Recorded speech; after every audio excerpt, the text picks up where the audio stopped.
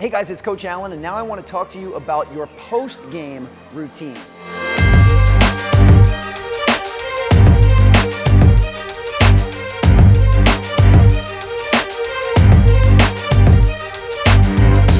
As we said with pregame, we're calling it post-game, but this is also post-workout, this is also post-practice.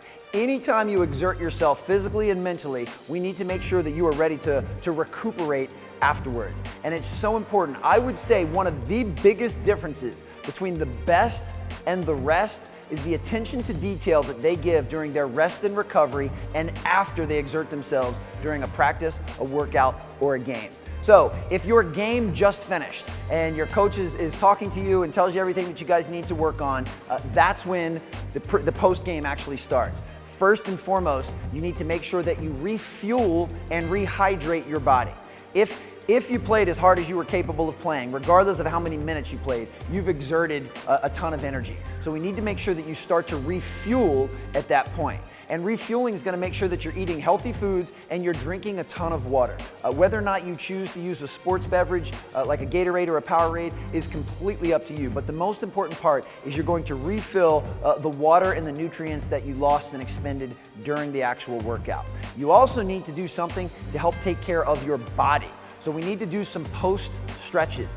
I'm not a huge fan of static stretching in general, but if there is going to be a time that you're going to do it, the best time to do it would be post-practice, post-workout, or post-game. And there's a variety of different movements that you can go through, and I'll show you a few of them. But before we do that, it's also important that you do something for your mind, that you do something to settle your mind down and to calm your mind down.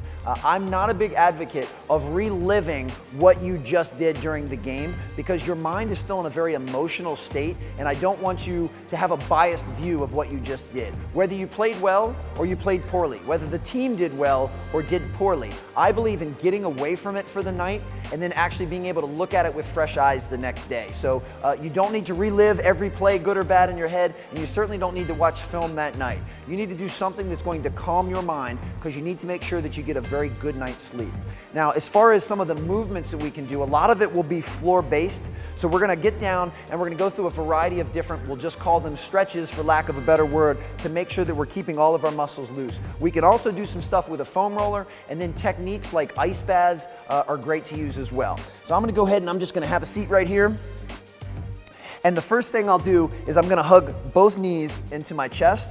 This is great for the lower back. And then we're gonna do what's called one of the world's greatest stretches. It's the pretzel. I'm gonna lay on my right side. I'm gonna pull my right leg in, and I'm gonna try to put my left knee down on the ground and keep my shoulder flat as possible. And this is stretching just about everything you've got.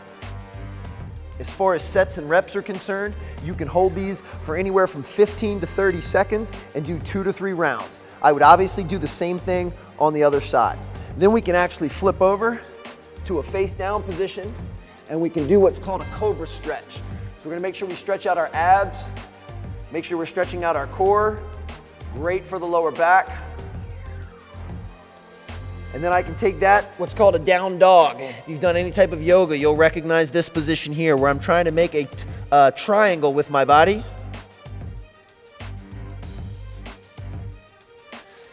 And then I'm gonna bring my foot up so that my feet are in front of my fingers. My back leg is as straight as I can get it.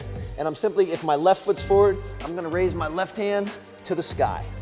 Once again, you can do each one of these for 15 to 30 seconds, 2 to 3 sets for each. It's a great way to help your body eliminate many of the waste products like lactic acid that built up during your workout, during your practice, or during your game, and that's what we're trying to flush through. And we also want to make sure we're constantly working on both our flexibility and our mobility. So we want to do this as soon after the game as possible. So what I would recommend, your game is over, your coach talks to you, you take 15 to 20 minutes to go through a post-game stretch session. Then you go to make sure that you're getting hydrated and fueled up. Then you take it to the mental component, and maybe you listen to some music that helps relax you, or do whatever you can to make sure that you get a good night's sleep. But it's so important to remember that what you do after your practice, after your workout, or after your game is going to set the tone for the next day, for the next practice, the next workout, or the next game. Many players ignore this portion of it, and then they're actually starting from inside a hole the next morning. It's so important that you take care of this stuff now, and it's definitely what separates the best from everybody else.